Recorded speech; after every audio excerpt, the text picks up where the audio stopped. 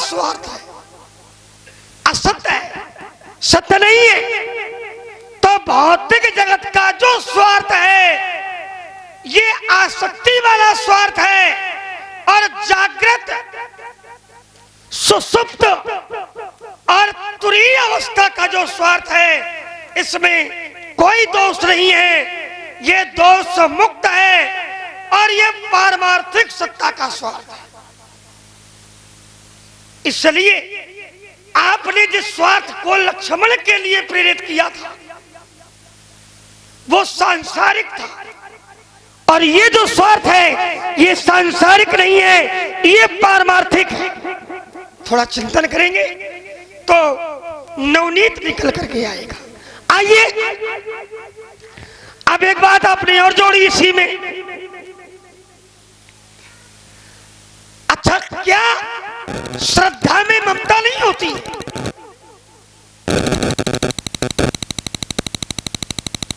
आपने कहा कि ममता नहीं है, मुझे श्रद्धा है, तो क्या श्रद्धा में ममता नहीं होती है?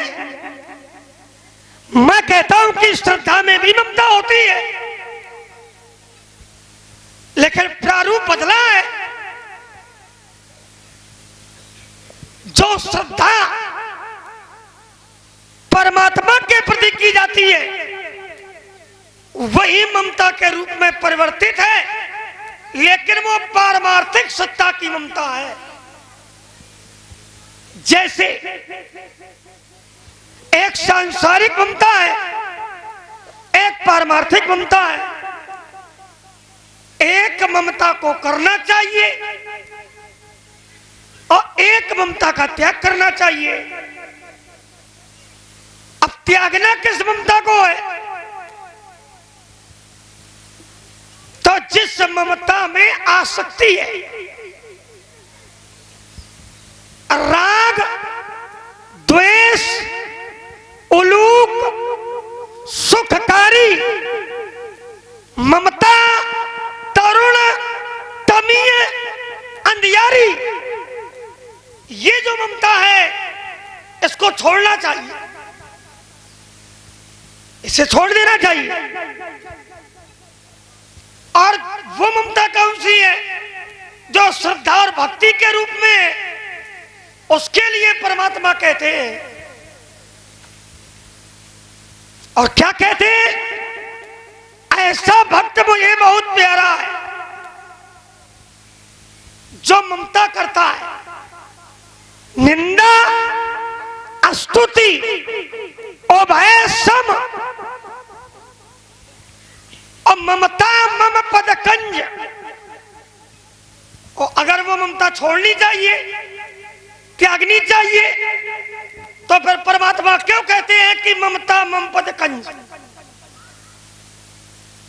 भगवान के चरणों में जो ममता है वही श्रद्धा रूप में परिवर्तित है। और अगर ममता व्यक्ति करता है परमात्मा से, तो परमात्मा कहते हैं ते सज्जन मम प्राण प्रिय, वो मुझे प्राणों के समान प्यारा है। और गुण मंदिर सुख पुंज, गुण का वो मंदिर है और सुखों की वो राशि है, और वही ममता श्रद्धा रूप में परिवर्तित होती है। तो एक अर्धारी मैं और देता हूं, देखो ये जो ममता श्रद्धा के रूप में परिवर्तित होती है, तो मैं पहले कह चुका हूं, ये तो हमारी बातों का ही तुम पुनरावृत्ति हमारी बातों की कर रहे हो। पुनरावृत्ति नहीं कर रहा, अरे पुनरावृत्ति है। तो मैंने ये कहा था कि जो ममता है अगर वो संसार से की जाएगी तो वह ममता मोह है, तो मैंने और परमात्मा से की जाएगी तो वह ममता श्रद्धा है। ठीक, वही बातों की तुम पुनरावृत्ति कर रहे हो। लक्ष्मण ने जो ममता कही है, क्या कोई नई बात तो तुम नहीं रख रहे हो? ये नया कोई चिंतन नहीं है, विषय ये नहीं है विषय। अरे जब तुम हमारी बातों को ही पुनरावृत्ति कर रहे हो, हमारे द्वारा जो बात रखी जाएगी बोलोगे तो उसी में, अपने मन से बोलोगे, उसी में बोलना पड़ेगा। और लक्ष्मण ने आपसे पूछा था यही धनु पर, मैंने संसार में नहीं कहा है। लक्ष्मण ने हमसे पूछा तो धनुष तो ममता, तो फिर मैंने उदाहरण प्रमाण दिया कि अगर धनुष धनुष से तुम्हें ममता दिखाई दे रही है, तो ममता नहीं है, धनुष से हमें श्रद्धा है। और मैंने यही प्रमाण पढ़ा था। तो ये तो हमारी बातों की तुम पुनरावृत्ति कर रहे हो। तो उसे स्वीकार करो फिर। क्या स्वीकार करें? क्या हमें श्रद्धा है? अब जैसे हम स्वीकार कर रहे हैं, हमें श्रद्धा है। दूसरी और मैंने पहले भी तो वही तो ममता है। एक क्षण, या तो ये कहो कि ममता नहीं है, केवल श्रद्धा है। एक क्षण, एक प्रमाण मैं और देता हूँ। देखो एक प्रमाण अब हमारा ले, इसी का ले लो, हमारा ले, इसी का ले लो। क्रम दे दो, क्योंकि क्रम हमारा। हाँ दे दो। तो इसी का है। अब जैसे 10 स्थान होते हैं, जननी जनक बंधु सुतदारा तन धन भवन सुरत परिवारा, इनमें आसक्ति होती है, ममता नहीं करनी चाहिए। आसक्ति है क्योंकि, और मैं कहता हूं एक भी ये 10 है और 10 के प्रति ममता है तो वो ममता त्यागने योग्य है। लेकिन अगर परमात्मा से जुड़ी हुई ममता है और तन लगा है, चलो राम जी तो याद आए, कम से कम बड़े बड़े लोगों को राम याद आ जाते हैं। अगर तन लगा है और इस तन से भगवान की भक्ति मिली है तो वो भी ममता है। कैसे? यही तन राम भगत में पाई, इस तन से मैंने राम जी की भक्ति पाई है, ताते मुई ममता। जाओगे कहाँ? नहीं जाएंगे, हम यहीं रहेंगे। हम जाने वाले कौन है? हम तो ले जाने वाले हैं। और देखो ये विशेषता है कि मैं एक बात को दोबारा बोलता हूं लेकिन उसमें नया कोई ना कोई प्रमाण लगा देता हूं। लगा देते हो आप। अर्धाली कहीं ना कहीं से मैं लगाऊंगा नहीं। एक ही बात को मैं बार बार नहीं बोलता हूँ। चलो इसका उत्तर इतने का ले लो थोड़ा सा, इसलिए क्योंकि संकेत हुआ है कि इस विषय को बदल करके बिंदु दूसरे लाए जाए। बिल्कुल लाएंगे। रसों का रसास्वादन धीरे धीरे बिंदु भी बदलते जाए। अपनी बात पूरी की देता हूँ और बिंदु भी लगा देता हूँ। हाँ लगा लो। है ना? हाँ देखो मैंने एक बिंदु लगाया भी था, आपने ध्यान नहीं दिया। हाँ मैंने नया बिंदु लगाया था कि धनुष तोड़ने वाला साधारण नहीं है। चलो अब इसी पर चिंतन हो जाए, तुम्हारी सारी वार्ता हो गई, छोटे छोटे में सब होता चला जानकारी है। अब पहले उसका उत्तर ले लो, उसके बाद में। लेकिन हाँ, थोड़े थोड़े ईमानदारी से लेना जो देना। अच्छा अभी तक का बेईमानी से दे रहे थे? कुछ बेईमानी कर जाते हो बीच। हाँ, कह रहा महाराज ममता जो है वो ममता तरुण तमी अंधियारी और राग द्वेष उलू सुखकारी, ये ममता जो है ये काली अंधेरी रात्रि के समान है। ममता ध्यान देना, ममता काहे के समान है? काली अंधेरी रात्रि के समान। क्या रात्रि और सूर्य एक साथ एक जगह पर रह सकते हैं? जहां अंधकार होगा वहां प्रकाश नहीं होगा, और जहां प्रकाश होगा वहां अंधकार। मैं फिर एक प्रमाण दिए देता हूं। परशुराम है सूर्य, तेई अवसर सुन शिव धनु भंगा, और आयु भगकुल कमल पतंगा। पतंगा माने सूर्य। परशुराम है सूर्य और ममता है काली अंधेरी रात। तो क्या एक साथ एक जगह एक समय में ये दोनों रह सकते हैं? तुम्हारी बुद्धि आज ठीक रही। अब देखो दूसरा बिंदु। कहा धनुष तोड़ने वाला जो है, कहा पंडित जी वो साधारण नहीं है। कैसा है? तो कहा वो असाधारण है। अच्छा वो असाधारण है तो फिर वो छिपाने का विषय नहीं है, वो बताने का विषय है, वो दिखाने का विषय है। अगर वो बहुत अच्छा है तो उसकी प्रशंसा न करो, उसको बताओ, दिखाओ। जैसे आपका अगर पुत्र बहुत अच्छा कार्य करे, जन कल्याण करे, तो आप जहां भी जाएंगे तो अपने पुत्र का नाम लेकर के उसकी प्रशंसा करेंगे कि देखो भाई मेरे पुत्र ने ऐसा कार्य, या आपके पड़ोसी ने कोई कार्य किया तब भी आप कहेंगे कि मेरे पड़ोसी ने ऐसा बहुत अच्छा कार्य, नाम भी बताएंगे। यहाँ पर क्या बताया गया? राजा जनक से पूछा, न उत्तर मिला। अतिदर उत्तर देत नप नहीं, उत्तर नहीं मिला। तुम्हारा भैया आया, पूछा तो कह रहा महाराज नाथ शंभु भानु भंजनिहारा हुई है क्यों एक दास। क्या उत्तर मिला? नहीं मिला। तुम भी आए, वो महाराज उसकी आरती हो रही, उसकी जय जयकार हो रही, उस पर पुष्पांजलि हो रही, उसकी वंदना हो रही। क्या तुमने भी बताया? सिद्धांत कहता शास्त्री जी कि अगर सत्य को भी तोड़ मरोड़ कर बोला जाए तो सत्य भी झूठ के बराबर पाप देने वाला। फिर मैं एक यात्रा बनाई देता। आई एक क्षण छोटी सी है, ले लो। एक कालखंड में एक व्यक्तित्व जिसको इस संसार ने धर्म का अवतार माना, जिसको इस संसार ने धर्मराज कहकर के संबोधित किया, धर्मराज। और उसी धर्मराज ने सत्य तो बोला लेकिन सत्य को तोड़ मरोड़ कर बोला। नरो कुंजरो तो सत्य बोला लेकिन घुमा करके बोला तो अपना अंगूठा। तो सत्य बोलो लेकिन उसको सीधे बोलो, उसको तोड़ मरोड़ कर प्रस्तुत करने की आवश्यकता। अब बोलो, इतनी लंबी छलांग लगाओगे? अभी हमने तो ऐसी कोई बात ही नहीं रखी कि इतनी लंबी छलांग लगानी है। अभी तो पर्यावरण है महाराज, अभी जितनी लंबी छलांग। चलो, चिंतन अच्छा आना चाहिए, कुछ ना कुछ निकल करके आना चाहिए। एक बात आपने रखी है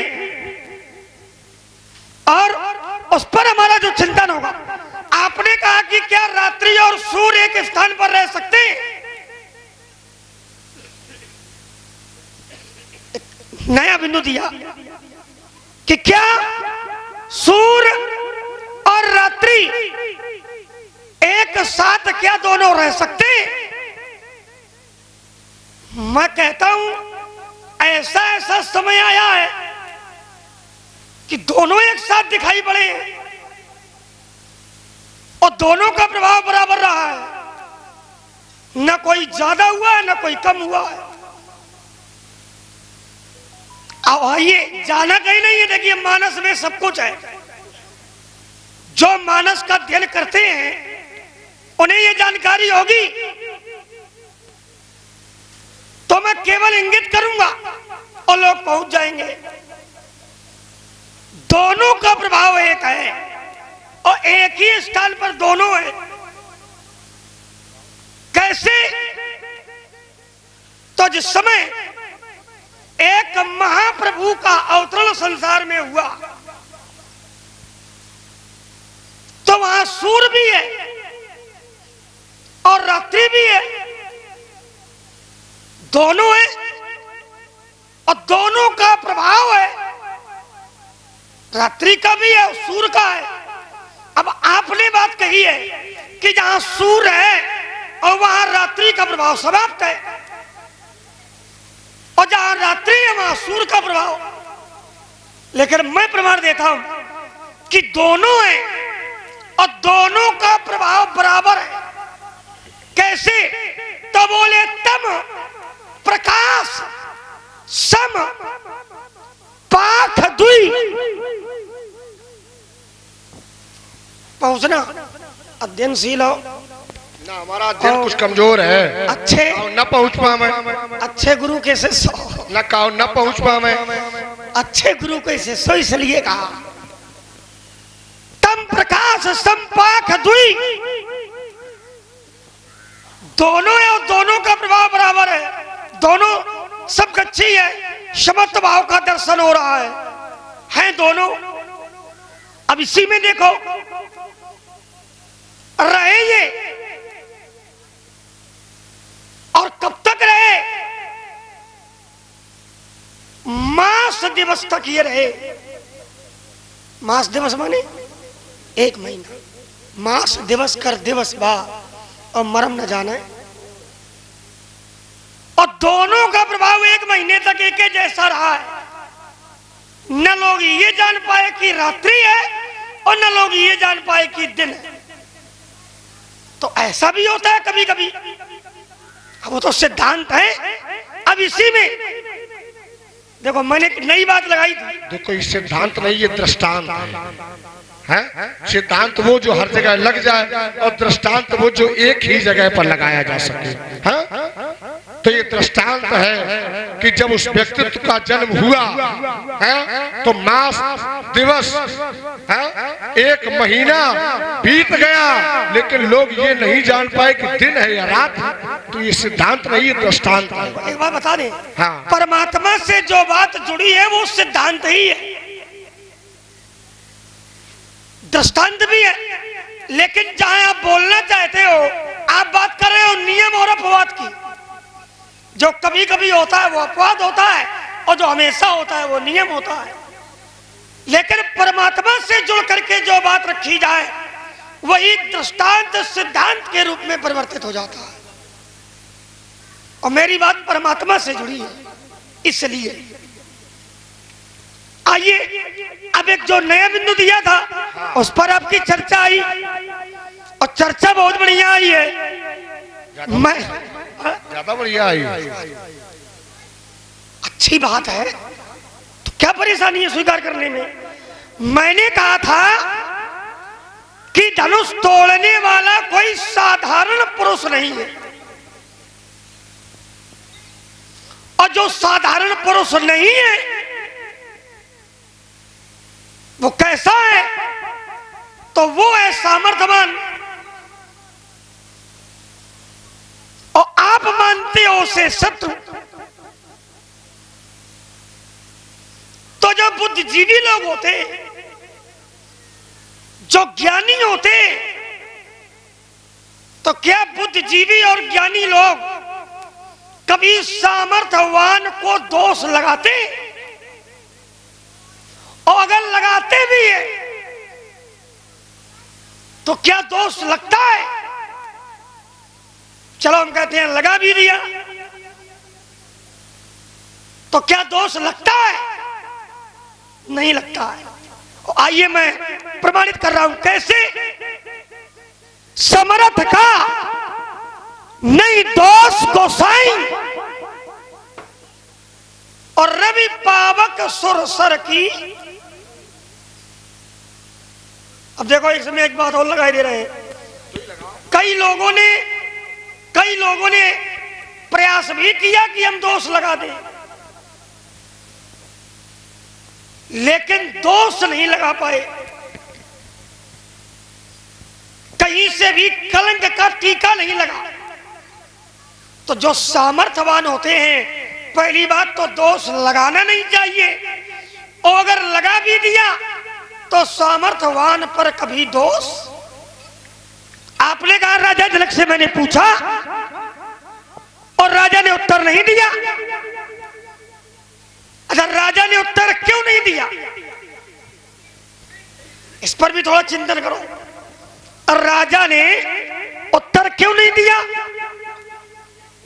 अति डर उत्तर देत नपनाही। राजा ने उत्तर इसलिए नहीं दिया, पहली बात तो राजा डर गया, और डर के कारण राजा ने यह विचार किया कि अगर उत्तर हम देते भी हैं तो पता नहीं परशुराम जी मानेंगे या ना मानेंगे। क्यों? क्योंकि परशुराम जी राजा जनक को मूर्ख कह चुके हैं। कैसे वेग दिखाओ और मूल न त्याजू, उल्टो मही जहां लगी तू। तो राजा जनक को कह चुके हैं मूर्ख। और एक बात बताओ भैया, क्या मूर्ख व्यक्ति की बातों पर कोई विश्वास करता है? कोई नहीं करता है। और आप मूर्ख कह चुके हो, तो राजा ने यह विचार किया कि हो सकता है हमें कह चुके हैं मूर्ख, तो हम तो हैं मूर्ख। अब हम अगर कुछ बताएंगे भी तो परशुराम जी मानेंगे नहीं।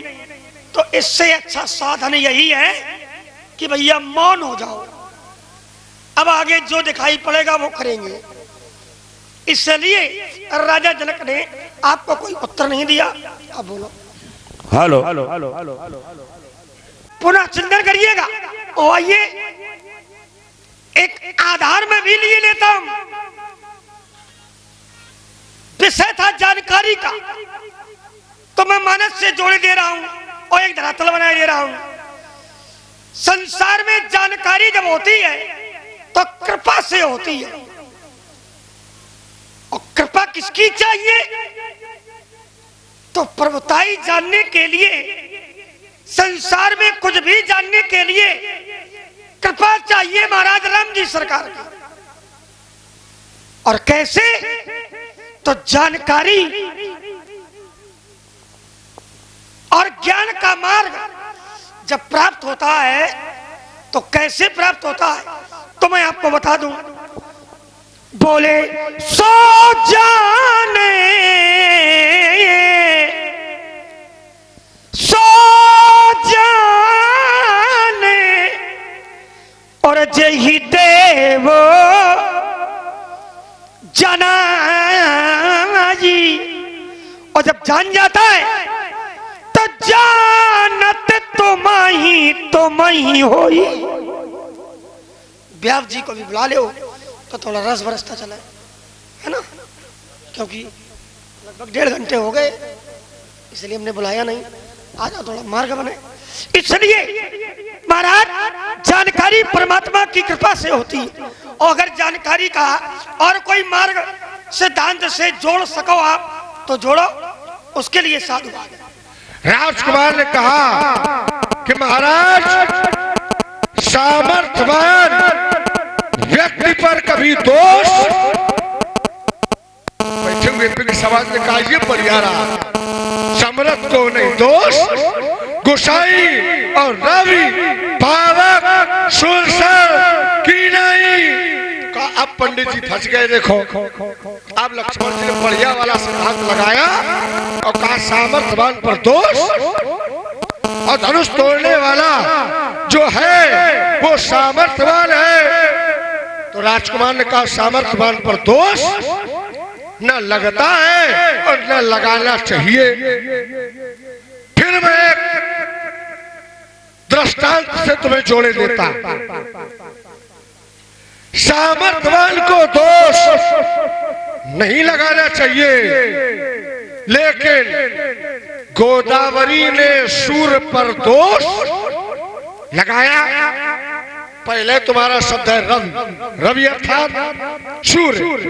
सूर्य ने जब गोदावरी को के साथ छल किया तो गोदावरी ने क्रोध में आकर और उस सामर्थ्यवान सूर्य को श्राप दे दिया। दोष नहीं लगाया, श्राप दे दिया। और श्राप क्या दिया कि जाओ तुम्हारे शरीर में कुष्ठ रोग हो जाएगा। दोष लगा, सामर्थ्यवान को दोष नहीं लगता। ये राजकुमार का बिंदु है। अपराध करे चाहे जो भी हो उसको दंड मिलता अवश्य। गोदावरी के साथ छल किया सूर्य ने तो सूर्य को उस छल का दंड मिला और गोदावरी ने श्राप दे दिया कि जाओ तुम्हारे शरीर में कुष्ठ रोग हो जाएगा। दोष भी लगा, दंड भी मिला, अपराध भी हुआ। तो सामर्थ्यवान पर भी दोष मैं नहीं लगा रहा हूं। गोदावरी कोई साधारण नहीं है, दोष भी लग रहा है। दूसरा कहा पंडित जी आपने जनक से पूछा तो जनक ने जाना कि पंडित जी ने हमसे कह दिया मूढ़। तो कहा अगर हम बोलेंगे भी तो पंडित जी उसको मानेंगे तब कह रहा जनक अति डर उतर देत न पनाही। तो कहा जनक ने सोचा कि हम मौन खड़े हो जाओ तो ज्यादा अच्छा है। अच्छा जनक डर के मारे हमने उससे मूल कह दिया तो जनक शांत हो गया। तुम्हारा भैया भी क्या हमसे भयभीत है? तुम्हारा भैया क्या हमसे भयभीत है? और अगर भयभीत है तो फिर वो भी राजा जनक के सदृश वो भी मौन खड़ा हो जाता, कुछ बोलता। क्या तुम भी हमसे भयभीत हो? अगर तुम भी हमसे भयभीत हो तो तुम भी कोना पकड़ के खड़े हो जाओ, फिर बोलने की 3-5 करने की आवश्यकता। भाई सब भय में है, राजा जनक भय में है, तुम्हारा भैया भय में है, तुम भी भय में हो। जब सब भय में है तो फिर बोलने की आवश्यकता नहीं है। फिर ये 16 दुनिया 3-5 जो चल रहा है बंद करो। कहा महाराज मैं एक और यात्रा बना देता। यात्रा बनाई राजकुमार ने। कहा महाराज धनुष तोड़ने वाले को ऐसे नहीं जाना जाएगा। कहा कैसे जाना जाएगा? कहा जो जाने सोई दे जनाई और जानत तुम्हें हुई। जो उसको जानना चाहता है। किसको? उसको। किसको? परमात्मा को। जब जानने की इच्छा होती है तब वो जनाता है। क्या मैं परमात्मा को जानना चाहता हूं? क्या मेरी खोज परमात्मा के लिए है? अरे मेरी खोज है तो सिर्फ धनुष का ही तोड़ा। धनुष तोड़ने वाला कौन? मेरी जो खोज है वो अपराधी की है, मेरी खोज परमात्मा की नहीं है। अब मैं फिर अपनी वाणी को अल्प विराम देता हूं। आइए महाराज, हमारा आपका जो तर्क था वो लेने दे। हेलो जो तर्क था, तर्क भय का नहीं है। राजा जनक भयभीत है तो तर्क भय का नहीं है। तर्क है मूर्ख शब्द पर कि आपने मूर्ख कह दिया इसलिए उत्तर नहीं मिला। और जब मूर्ख आपने नहीं कहा तो राजा ने उत्तर दिया था। क्रोध पहले भी था। बहुरी बिलोक विदेशन अकाऊ कायत भीड़ पूछत जान अजान जिमी व्यापे को। तो पहले भी था लेकिन उत्तर मिला और राजा ने ही दिया। समाचार कही जनक सुनाए और यही कारण मही सब उत्तर मिला। लेकिन जब आपने मूर्ख कह दिया तब विचार है कि मूर्ख व्यक्ति की बातों पर विश्वास नहीं मानना चाहिए, नहीं करना चाहिए, इसलिए उत्तर नहीं मिला। चलो मैंने उनसे मूर्ख कह दिया, तुम्हारे भैया से तो नहीं कहा। उत्तर वहां से आना चाहिए। अब ये आपकी दूसरी बात है। राजा जनक की कोई बात नहीं और मेरी बात राजा की थी। अब आपने धरातल बदला कि हमने भैया से तो कुछ नहीं कहा। तो भैया से कुछ नहीं कहा तो भैया ने उत्तर भी तो दिया। अब उत्तर तुम्हारी समझ में ना आवे तो दोष हमारा थोड़ी। क्या उत्तर दिया? उत्तर दिया क्या? पहली बात तो ये बता दे हाँ। कि ना तो हमें तुमसे डर है हाँ। और ना हमारे भैया को तुमसे डर है। अच्छा, इसका भी प्रमाण ले लो। चाहे पूरा समाज डराओ लेकिन हमारे भैया नहीं डरे। और उसका प्रमाण है सब है दिलों के लोग सब और जान जान की तो हृदय न हर्ष विषाद कछु और बोले श्री रघुवीर।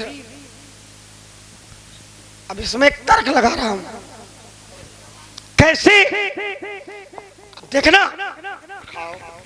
सीता माने सीता श्री, अच्छा श्री, श्री माने सीता जी। हाँ और जिसने भी धनुष का खंडन किया है उसे भी आज श्री युक्त किया गया है, और जिनसे धनुष नहीं टूटा है उनसे श्री छीन ली गई है। जिसने तोड़ दिया उसे श्री मिल गई, और जिनसे नहीं टूटा तो एक प्रमाण मैंने दिया। अब श्री किसको मिली है, कहां लगी है श्री, किसके नाम में श्री है, ये चिंता ना करो। और जिनसे श्री छीन ली गई है उसका भी मैं एक प्रमाण दी देता हूं। देखो धरातल भी बदलता है और उत्तर भी। कैसे, तो कुछ राजा ऐसे हैं जो धनुष तोड़ने के लिए गए लेकिन नहीं तोड़ पाए, तो उनसे श्री छीन ली गई। कैसे, श्री हाथ भये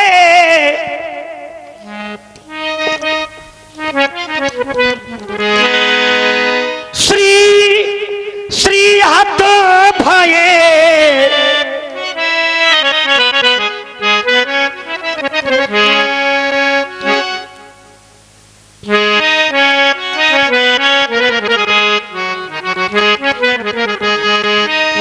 श्री हाथ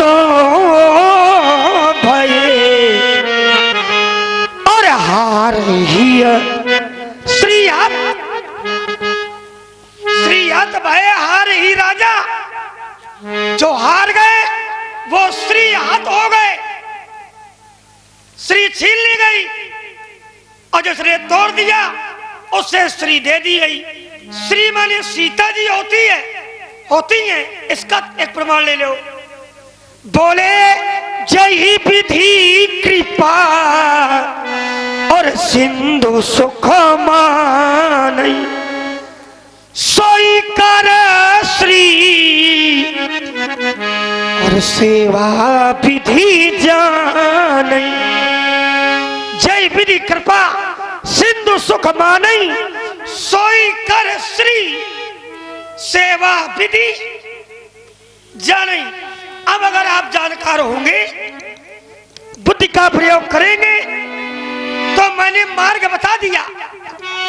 अब आप धनुष तोड़ने वाले तक पहुंच जाएंगे। आइए, अब एक बात और आपकी आई। आपने कहा कि जानकारी, मैंने कहा था जानकारी के लिए परमात्मा की कृपा चाहिए, भगवान की दया चाहिए। तो बोले हमें जानकारी धनुष तोड़ने वाले की करनी है, परमात्मा की थोड़ी करनी है। अरे महाराज, जानकारी भी तब तक नहीं होती है जब तक परमात्मा की प्रेरणा नहीं होती है। कैसे, तो आइए एक नया बिंदु जोड़ता हूं।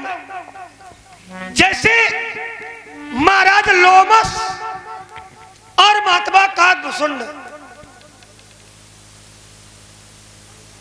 जिस समय महात्मा काकभूषुंड जानकारी करने के लिए गए, और जानकारी करनी चाहिए, अब प्रेम से जानकारी करनी चाहिए, लेकिन कृपा नहीं थी उस समय, पूर्ण कृपा नहीं थी, तो जानकारी नहीं हुई। कैसे, मेरु शिखर पट छाया और मुनि लोमस आसीन, और तिनहि जाई सिर नायऊ वचन कहू अति। जानकारी करनी चाहिए, लेकिन परमार्थ सत्ता में नहीं थे, मार्ग अनुकूल नहीं था तो जानकारी नहीं हुई। और जब परमात्मा ने पूर्णतया परीक्षा ले ली, कृपा पूर्ण रूप से हो गई, तो जिस महात्मा ने श्राप दिया था उन्हीं ने उन्हें बुलाया और बुलाकर क्या किया? बोले रामचरित और मानस सब भाखा। तो जो जानकारी वो करना चाहते थे उनको पूरी जानकारी महात्मा लोमस के द्वारा दी गई। इसलिए मैंने कहा था कि केवल परमात्मा नहीं, किसी भी गूढ़ तत्व की जानकारी करनी है तो गूढ़ तत्व को जानने के लिए परमात्मा की कृपा चाहिए। इसलिए मैंने जोड़ा था और आइए फिर मैं जोड़े दे रहा हूं। कैसे? राम कृपा बिन और सुन खगोरा जी, राम कृपा बिन और सुन खगोरा जी, अजानी न जाए और अमुख प्रभु। तो किसी की प्रभुताई अगर जाननी है, जानकारी करनी है, तो कृपा राम जी की। दोबारा मैंने जोड़ा। अब आइए, एक बात रह गई थी। आपने कहा कि माता गोदावरी ने सूर्य को श्रापित किया, सूर्य को श्रापित किया। चलिए, अगर ये बात मान भी ली जाए तो मैंने फंदा ऐसा लगाया था, मैंने कहा था कि कई लोगों ने श्राप दिया है, दोष लगाया है, लेकिन क्या दोष लगा? और अगर दोष लगा तो उस दोष का प्रभाव कोई ना कोई होगा। तो कुष्ठ रोग हुआ सूर्य को, तो उसका प्रभाव क्या हुआ? भाई जैसे श्राप दे दिया गया तो श्राप की वजह से कुछ ना कुछ होगा, और जब होगा तो उसका प्रभाव भी होगा। हाँ? बहुत जल्दी देना चाहते हो, दे देना, रुक तो जाओ। जैसे वृंदा ने श्राप दिया भगवान को, दिया कि नहीं दिया? श्राप दिया, अब परमात्मा ने स्वीकार भी किया, लेकिन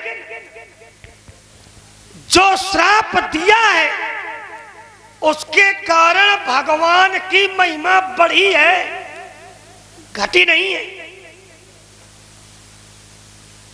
कैसे? वृंदा ने श्राप दिया कि तुम पत्थर के हो जाओ, पत्थर के हो गए। माता लक्ष्मी ने देखा कि मेरे पति को श्रापित कर दिया, तो माता ने वृंदा को श्राप दे दिया कि जब तू लकड़ी हो जा। तो भगवान ने कहा कि ये तुमने ठीक नहीं किया। अरे वृंदा ने दिया था तो दे देने दो, तुमने काहे दे दिया? अब वापस तो होगा नहीं, तो ये दोष युक्त हो जाएगी, तो इसे दोष से मुक्त करो। और जब भगवान विष्णु ने ये कहा तो माता लक्ष्मी ने कहा कि तुम लकड़ी तो बनोगी, लेकिन उस लकड़ी की पूजा की जाएगी। लकड़ी बनोगी लेकिन काहे की? तुलसी की, है ना? तुलसी की लकड़ी बनोगी और तुम पूजी जाओगी। तो वृंदा ने कहा कि मैंने श्राप तो दे दिया, भूल बस। आप आप भी पत्थर बनेंगे, लेकिन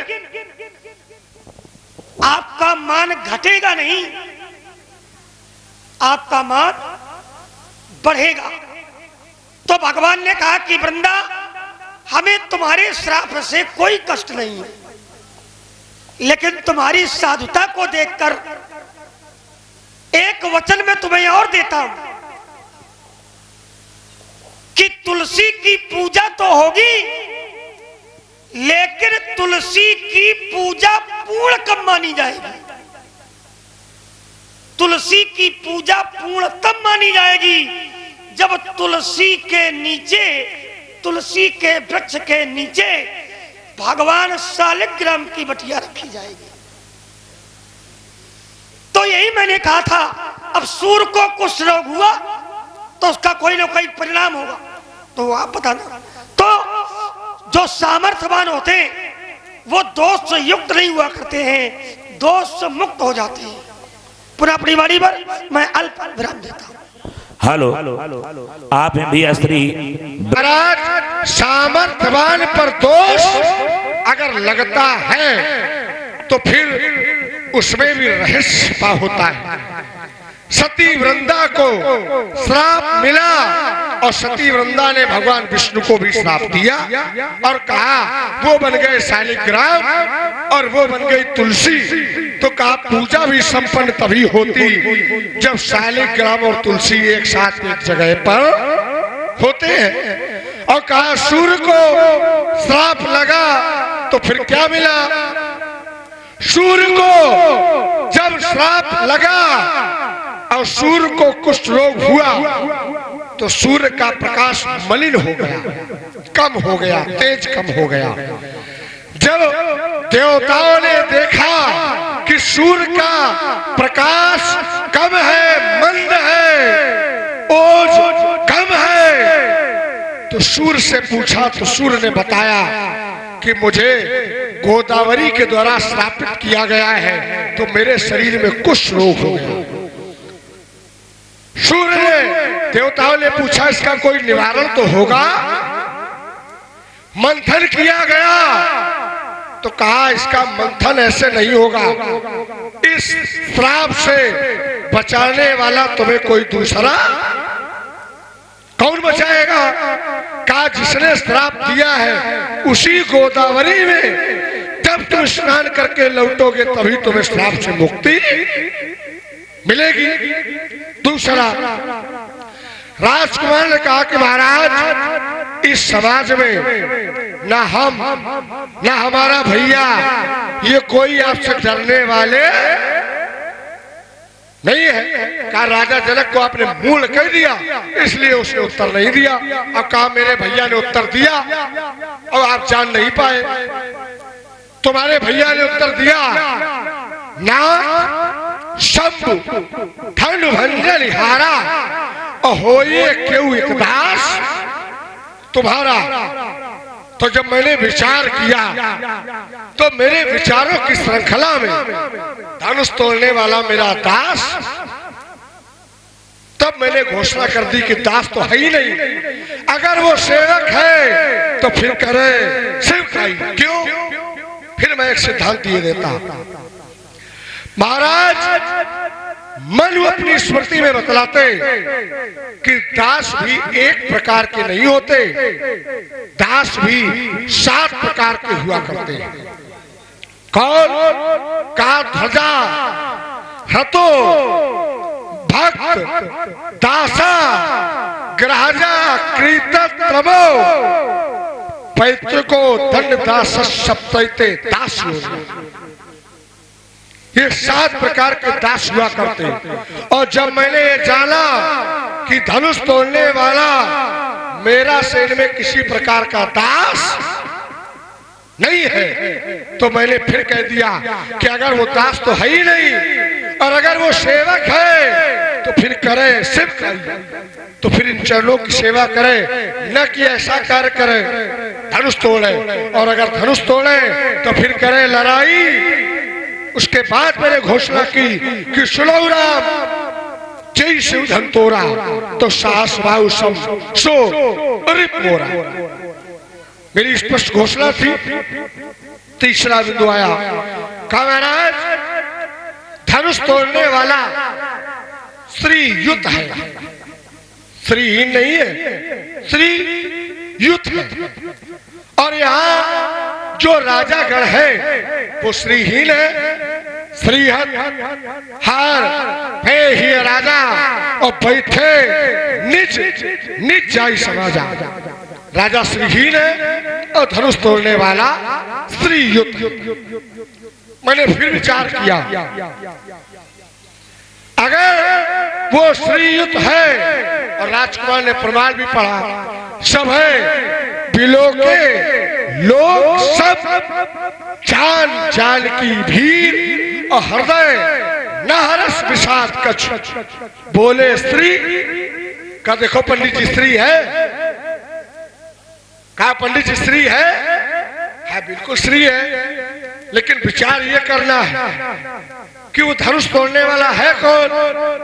तो राजकुमार ने कहा महाराज वो मेरा स्वामी है, इसलिए तो तुम्हारे पक्ष में खड़े, विपक्ष में खड़े हो भाई। तुम्हारा स्वामी है, तुम उसके पक्ष में हो और मैं उसके विरोध में हूं, तो तुम विपक्ष में हो। सिद्धांत कहता कि स्त्री किस व्यक्ति के सामने कितनी लगाई जाए तब सिद्ध हो जाए, तभी मैं फिर भी नहीं जान पाया कि स्त्री लगी है, तभी मैं नहीं जान पाया। खट कहिए श्री गुरु को, तबीयत आज मस्त हो जाएगी। खट कहिए श्री गुरु को 5 स्वयं रिपुचार। किसके आगे कितनी श्री लगाई जाए? खट कहिए श्री गुरु को, 6 अपने गुरु के आगे, 5 स्वाम अपने स्वामी के आगे 5 बार, रिपुचार शत्रु के सामने 4 बार। वो तुम्हारा सर्वस्व है, धनुष तोड़ने वाला सामर्थ्यवान है, बड़ा बहुत सामर्थ्यवान है, संस्कारी है, बहुत बड़ा योद्धा है, वो सब कुछ है। क्या तुमने ऐसा किया? और जब तुमने नहीं किया तब मेरे द्वारा वो जाना। 2 मित्र एक बंधु को, एक पुत्र एक नारी को भी अगर संबोधित करो तो एक स्त्री लगा करके उसको संबोधित। तभी लोग प्राय कह देते श्रीमती, कह देते। इसलिए तुमने कहा वो स्त्रीयुत है, अब पंडित जी वो स्त्रीयुत है और फिर भी आप उसको नहीं जान पाए, तो न जानने का सिर्फ ये मुख्य कारण। कहा महाराज फिर मैं एक यात्रा बनाए देता। कहा घुसुट जी और लोमस जी का चिंतन दिया। कहा वहां पर विचार किया गया और जाना गया। तो मैंने इसका बड़ा सूक्ष्म चिंतन दिया था कि विचार करके किसी ने शत्रु की खोज नहीं की है।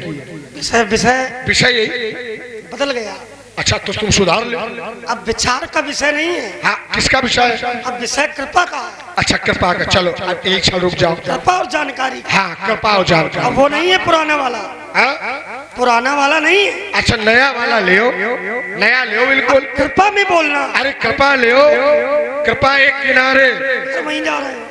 कृपा कहा पंडित जी कृपा होगी तो आप जान लोगे और कृपा नहीं होगी तो जानने वाले।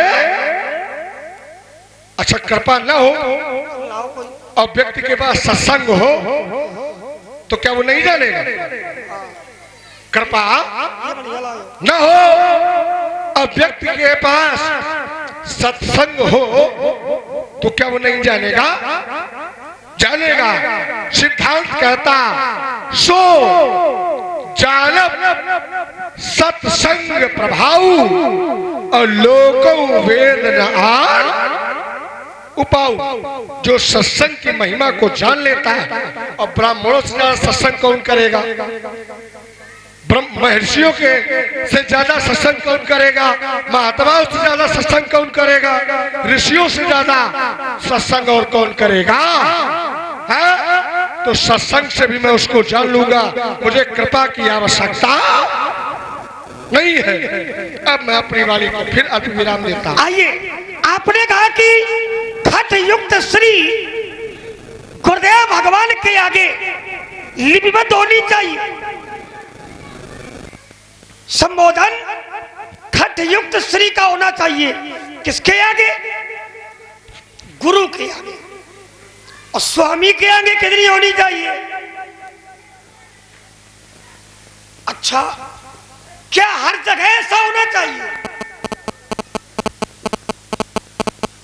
भाई, जहां का ये प्रमाण आपने दिया है, मैं जब वहां पहुंचता हूं तो 6 बार श्री लगानी चाहिए, लेकिन कहां, कब?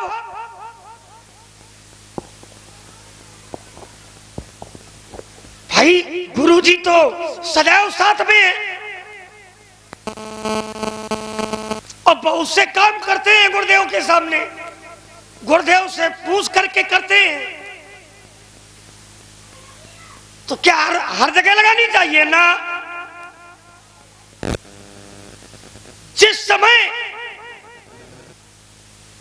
गुरुदेव भगवान अपने शिष्य को